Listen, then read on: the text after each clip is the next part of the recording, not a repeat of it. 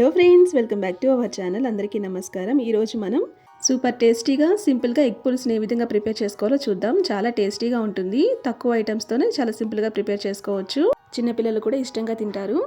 ఏదైనా స్పెషల్గా ప్రిపేర్ చేద్దాం అనుకున్నప్పుడు ఈ రెసిపీని ఒకసారి ట్రై చేయండి. చాలా బాగుంటుంది. దీనికోసం ముందుగా మనకు సరిపడా క్వాంటిటీలో ఎగ్స్ని తీసుకొని 1 టేబుల్ స్పూన్ సాల్ట్ వేసుకొని బాయిల్ చేసుకొని పక్కన ఉంచుకోండి. అలాగే పులుసు కోసం చింతపండును కూడా నానబెట్టుకోండి. ఒక పెద్ద నిమ్మకాయ సైజులో చింతపండుని తీసుకొని ఒక బౌల్లో వేసుకొని వాటర్ పోసుకొని నానబెట్టుకొని పక్కన ఉంచుకోండి. ఇప్పుడు ఒక ప్యాన్ పెట్టుకొని 2 టేబుల్ స్పూన్ వరకు ఆయిల్ వేసుకోండి. ఇప్పుడు ఇందులోకి 1 or 2 టేబుల్ స్పూన్ వరకు తిరుమతి గింజలు వేసుకోండి. అలాగే 2 లేదా 3 కట్ చేసి పెట్టుకున్న ఆనియన్స్ను, 1 లేదా 2 ఎండుమిర్చిని, అలాగే కరివేపాకును వేసుకోండి. ఈ మొత్తాన్ని కలుపుకొని ఫ్రై చేసుకోండి. నేను ఇక్కడ ఎండుమిర్చిని స్కిప్ చేస్తున్నాను. అలాగే ఇప్పుడు ఇందులోకి 2 కట్ చేసి పెట్టుకున్న టమోటాస్ని కూడా వేసుకొని కలుపుకుంటూ బాగా ఉడికించుకోండి.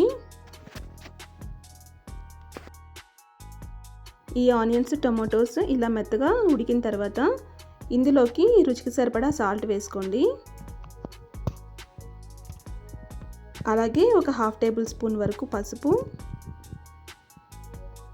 1 టేబుల్ స్పూన్ వరకు కారం.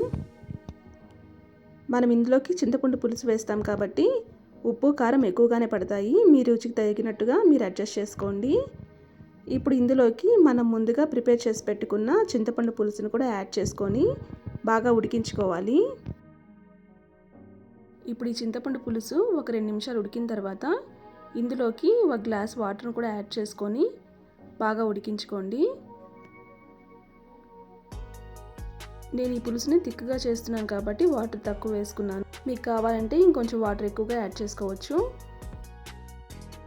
ఇప్పుడు ఇందులోకి మనం ముందుగా బాయిల్ చేసి పెట్టుకున్న ఎగ్స్ను షెల్స్ రిమూవ్ చేసుకొని ఇలా ఈ పులుసులో వేసుకొని ఇంకొక 5 నిమిషాల పాటు ఉడికించుకోవాలి.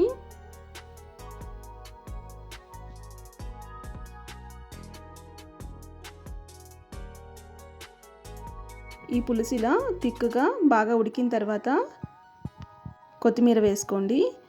ఈ పులుసులోకి కొంచెం ఎక్కువగానే కొత్తిమీర వేసుకోండి, టేస్ట్ బాగుంటుంది. ఇప్పుడు ఒకసారి కలుపుకొని స్టవ్ ఆఫ్ చేసుకోండి. అంతే అండి, టేస్టీ ఎగ్ పులుసు రెడీ అయింది. చాలా సింపుల్గా ప్రిపేర్ చేసుకోవచ్చు. టేస్ట్ చాలా బాగుంటుంది.